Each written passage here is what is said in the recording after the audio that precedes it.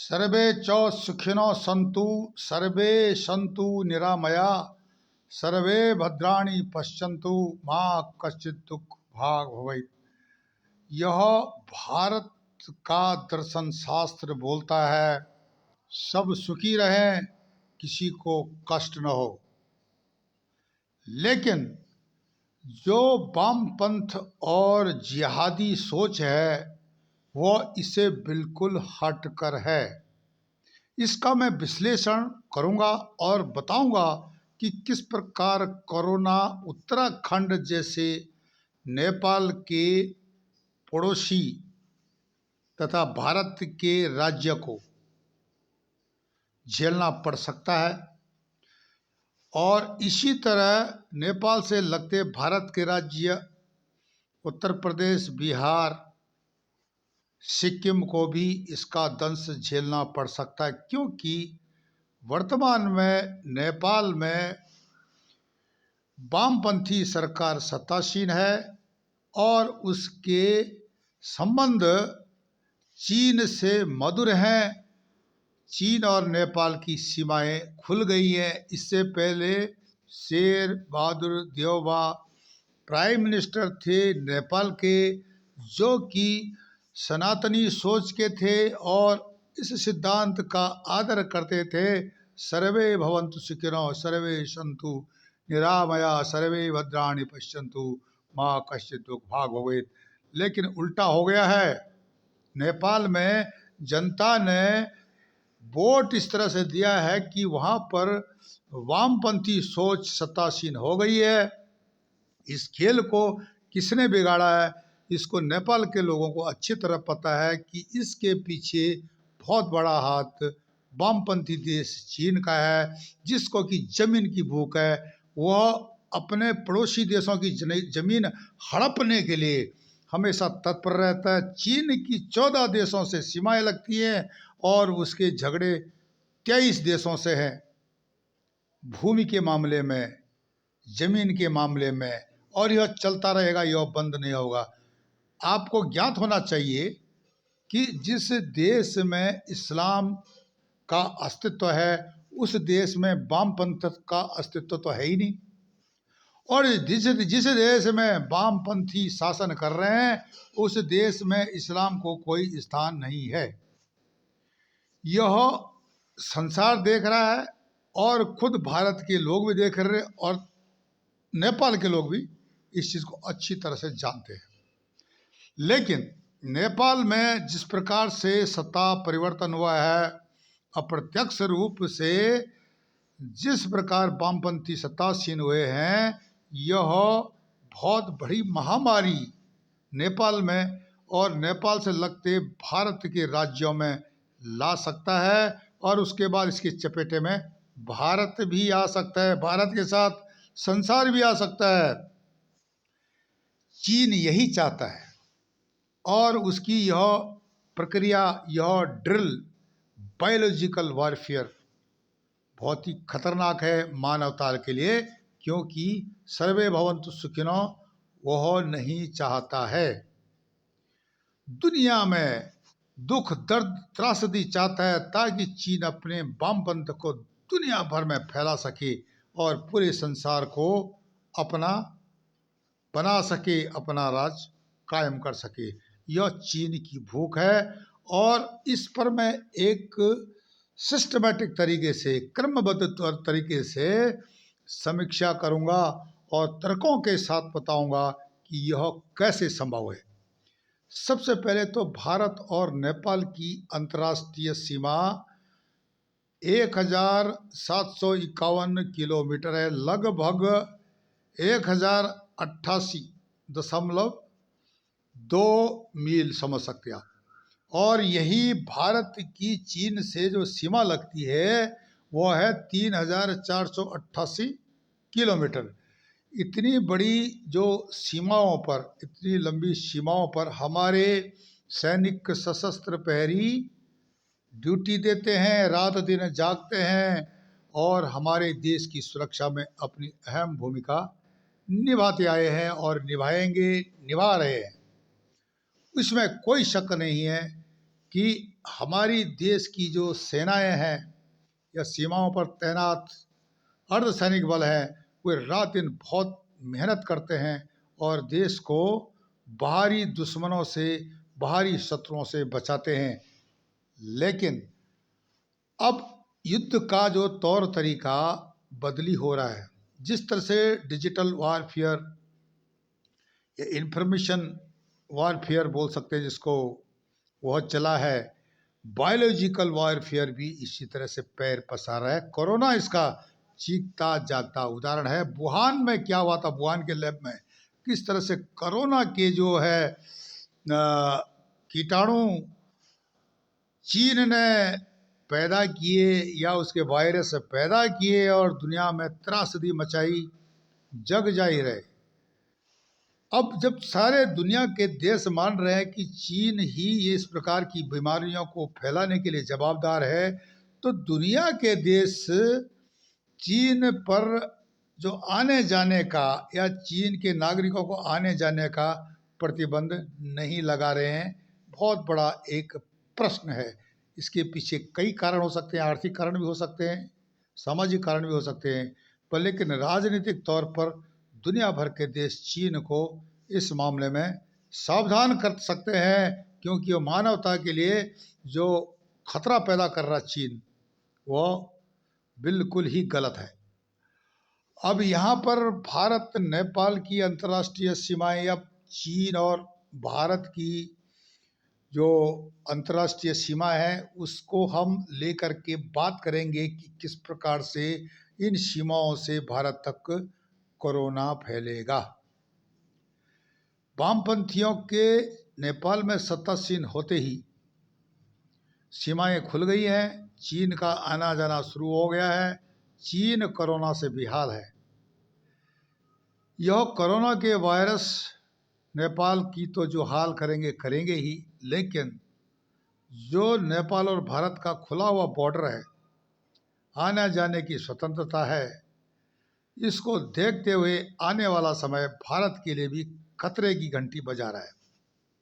सबसे पहले उत्तराखंड को लेते हैं कि उत्तराखंड में हर वर्ष सर्दी खत्म होते ही नेपाल के, विशेषकर पश्चिमी नेपाल के बहुत बड़ी संख्या में लोग काम करने आते हैं, चाहे वो मिस्त्री हो, लेबर हो, व्यापारी हो या अनेक विषयों से जुड़े हुए लोग हैं।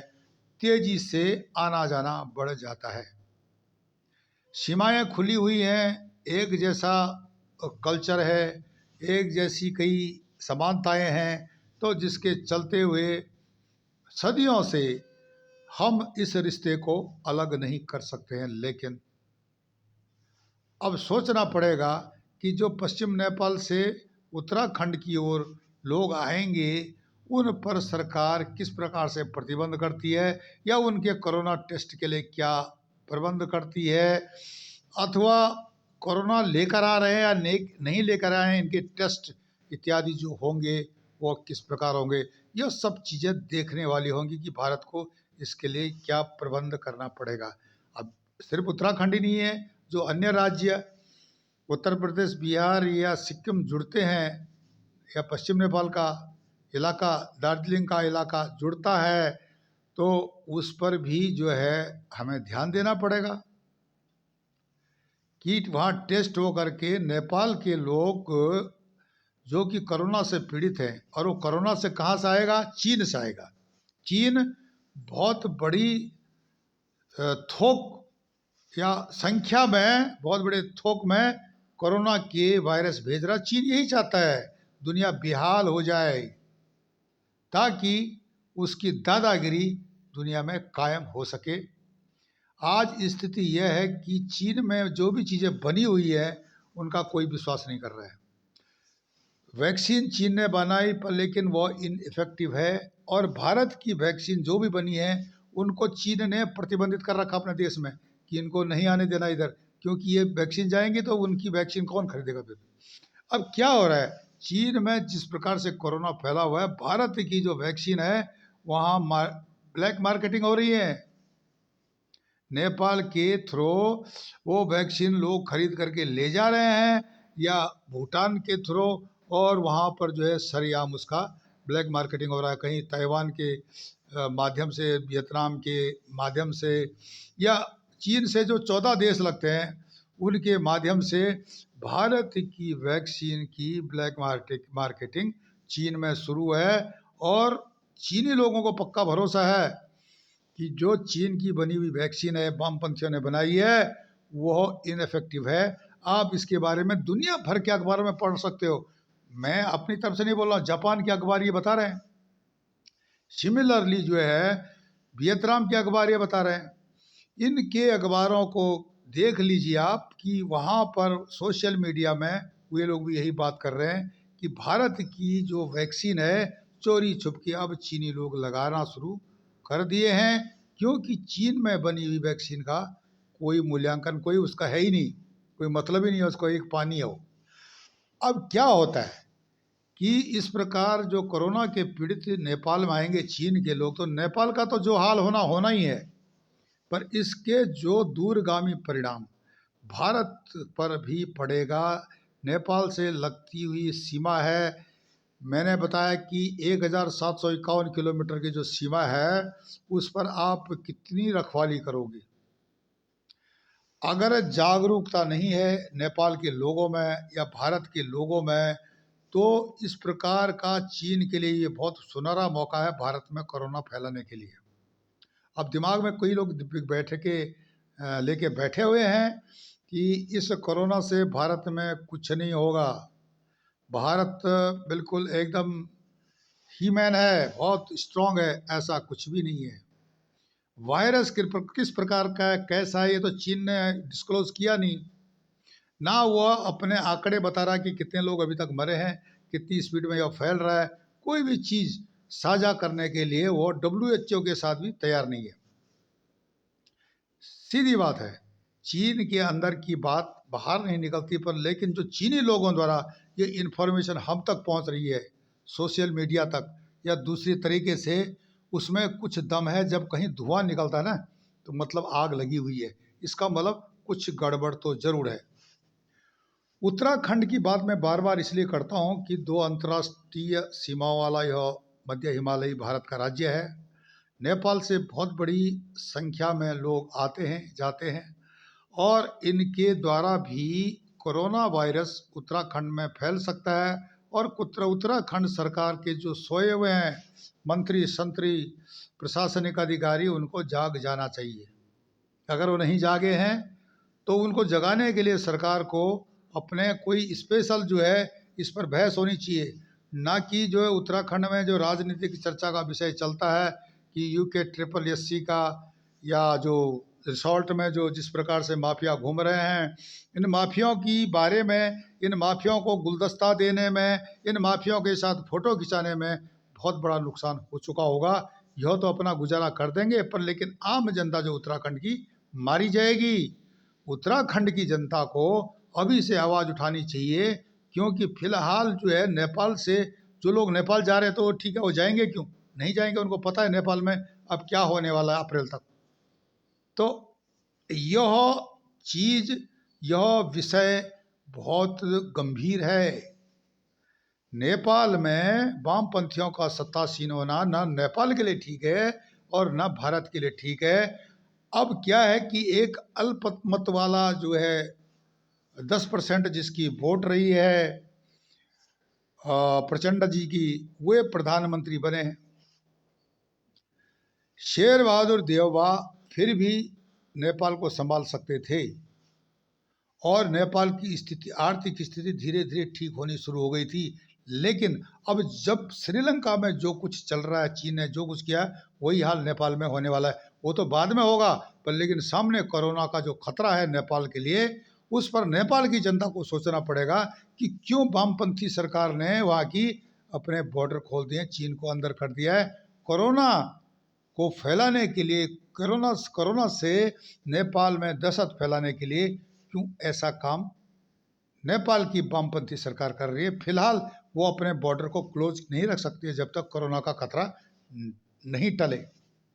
आते ही चीन का डेलीगेशन आ जाता है, चीन के लोग आना जाना शुरू हो जाते हैं, और जल्दी से जल्दी जो प्रोजेक्ट है रेल का, तिब्बत से लेकर के और काठमांडू तक का जो 70-72 किलोमीटर का है, उसको उसके बारे में बातचीत शुरू हो जाती है। बहुत सारी चीज़ें हो जाती हैं और उसके बाद लुम्बिनी तक जो है आगे भारत की सीमा तक जो है चीन का जो है रास्ता बन जाता है कि कुछ करे। कुछ नहीं कर पाएगा चीन, बर्बाद हो जाएगा चीन, जैसे कि सीपेक के लिए हुआ है। और सीपेक जो कि पीओके में चीन ने बनाया है, वो जल्दी चीन के हाथ से जाने वाला है। ये चीन समझ ले, क्योंकि पाकिस्तानी खुद चीन के खिलाफ हैं, बशर्ते कि उन्होंने बहुत ज़्यादा कर्जा लिया हुआ है, बात अलग है। लेकिन जो दहशतगर्दी पाकिस्तान में चल रही है, उससे जो है पाकिस्तान के जो दहशतगर्द किसी भी हालत में चीनियों को नहीं छोड़ेंगे। और वो आप देख रहे हैं कि बलूचिस्तान में क्या चल रहा है, वो दूरगामी है, जियो पॉलिटिक्स का विषय है। लेकिन फिलहाल जो सामने खतरा है कोरोना का, उसको अगर नेपाल कंट्रोल नहीं करता है तो ये वामपंथी सरकार को नेपाल की जनता कभी नहीं छोड़ेगी। यही नहीं, इस्लाम के जो हैं दुश्मन वामपंथी हैं। शिंजांग प्रांत में आप देख सकते हो, किसी भी वामपंथी देश में इस्लाम होता नहीं है, न टिक सकता है। वैसे ही जो इस्लामिक कंट्री में वामपंथी नहीं टिक सकते हैं। पर लेकिन जियो पॉलिटिक्स की बात होती है, इनके फ़ायदे होते हैं, तो इनका तालमेल बढ़िया बढ़ जाता है। जैसे कि इस्लामिक कंट्री पाकिस्तान है, उसका जो आईएसआई वाला स्लीपर सेल है, वो चीन से आर्थिक सहायता लेता है उत्तराखंड में अपने स्लीपर सेलों को बढ़ाने के लिए, और बढ़ा चुका है। हरिद्वार हो, ऋषिकेश हो, या चाहे हल्द्वानी हो, देहरादून हो, रुड़की हो, इन जगहों पर ये फैल चुके हैं। धर्मांतरण वाले भी पैसा लेते हैं चीन से उत्तराखंड में। अब क्या होता है कि चीन पहले वामपंथियों को, धर्मांतरण करने वालों को, तबलीगी जमात को एडवांस पार्टी भेजता है जहां उसने गतर मचानी है। तो वह काम वो उत्तराखंड में काम शुरू कर चुका है, बशर्ते कि उत्तराखंड के जनप्रतिनिधि सोए हुए हैं, यहाँ की प्रशासनिक सेवाएं हों, या यहाँ के पुलिस तंत्र हों, या यहाँ के जो गुप्तचर हों। अगर उनको पता है तो अच्छी बात है, बहुत अच्छी बात है। अगर नहीं पता है तो इस विषय को संज्ञान में ले, यह सब चल रहा है। और स्लीपर सेल पाकिस्तान के उत्तराखंड के जगह जगह शहरों में बैठ चुके हैं, चाहे वो कश्मीर का कंबल बेचने वाले का बहाना बना कर आया हो, चाहे बाल बना रहा हो, चाहे मीट काट रहा हो, चाहे कुछ भी कर रहा हो। सरकारी ज़मीन पर अतिक्रमण साफ दिखाई दे रहा है। हल्द्वानी की ढोलक बस्ती में सरकार के गले की हड्डी बना हुआ है, जिसको कि जो है टुकड़े टुकड़े गैंग ने ढोलक बस्ती को बसाया था। अब यही ढोलक बस्ती परेशानी पैदा कर रही है उत्तराखंड में। यह ढोलक बस्ती नहीं थी, पाकिस्तान के स्लीपर सेल का बेस था, ट्रांजिट कैंप था, और यहाँ पर सब चल रहा था। तो इस पर भी उत्तराखंड के जनप्रतिनिधियों को, नेताओं को काम करना पड़ेगा। अगर वे नहीं करते हैं तो उनको जनता कभी माफ़ नहीं करेगी। और इस पर जल्दी अगर संज्ञान नहीं लिया गया ना, तो स्थिति भयावह भी हो सकती है। जनता सोई हुई है, या वो मजबूर है, या जानकर भी मजबूर है, यह तो एक विषय अलग है। लेकिन जो स्थिति सामने खड़ी है, कोरोना की चीन द्वारा फैलाने के लिए आईएसआई के स्लीपर सेल जो कि उत्तराखंड में एक्टिव है, वो इसको बढ़ाने में काम करेंगे। इनके तत्व जो है उत्तराखंड सरकार के जो विभागों में भी घुसे हुए हैं, उनको जगह जगह बिठा रखा है उनके ही नेटवर्क ने। और नेताओं को इस बारे में बोलने के लिए इसलिए झिझक होती है कि उनके वोट बैंक का सवाल है, या वे डरते हैं, या और कई बातें हो सकती है। मित्रों, आप इस विषय को सिर्फ उत्तराखंड का ना सोचें, या नेपाल से लगती हुई सीमाओं या राज्यों के बारे में न सोचें। ये पूरी देश की एक गरिमा का, पूरे देश की सुरक्षा का सवाल है, जिसको हमें गंभीरता से लेना ही पड़ेगा। अन्यथा इसकी कीमत चुकाने के लिए सारा देश तैयार रहे। मैं मदन मोहन ढोंडियाल, ई गैरसैंण पब्लिक ग्रुप, गैरसैंण। तब तक के लिए नमस्कार, धन्यवाद।